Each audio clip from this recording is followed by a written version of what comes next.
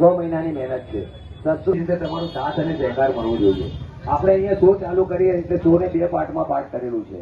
પહેલો પાર્ટ છે એમાં આપણે જે છે મહાકાળી માતાની આરાધના કરીએ છીએ ને બીજા પાર્ટમાં હવે આપણે ચાલુ કરીશું. વચ્ચે તમે સુયોગી શોક લાવે તો તાળી વગાડતા રહેજો. અમદાવાદના બાપુનગર વિસ્તારમાં 137ના બસ સ્ટેશન પાસે શ્રી એકતા યુવક મંડળ દ્વારા દર વર્ષની જેમ આ વર્ષ પણ અદ્ભુત રીતે ગણપતિ બાપાનું આગમન કરવામાં આવ્યું.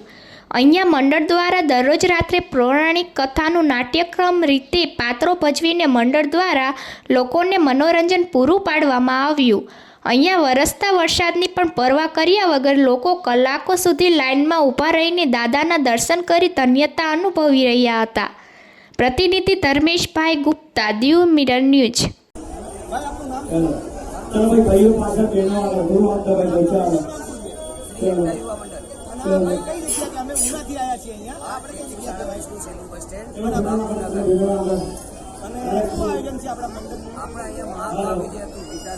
ભાગવત ગીતા એના ઉપર આપણે 12 ફૂટ બાય 12 ફૂટ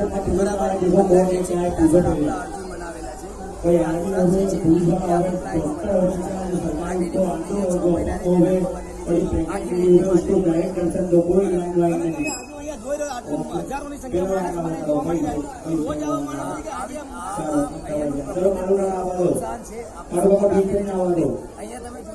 હજારોની તાદાદમાં પબ્લિક જોઈ શકો છો. એ રેગ્યુલર હોય છે. આ અમારી 5 વર્ષથી કન્ટિન્યુ આવી રીતે ચાલતી છે. ખરેખર દાદાના દર્શન માટે આવ્યા છે કે આપણે જેમ ઘણી વાર આપણે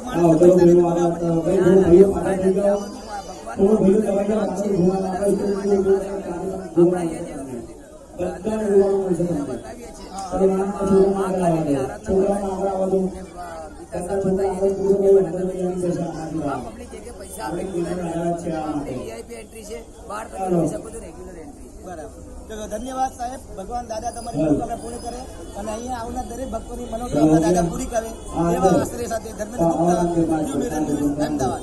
હાય, હું છું ક્રુઝિન સિંઘાનિયા. આપની આસપાસના સત્ય સમાચાર જાણવા માટે જોતા રહો દીવ મિરર ન્યૂઝ અને હા, લાઈક અને સબસ્ક્રાઇબ કરવાનું ભૂલતા નહીં. Thank you.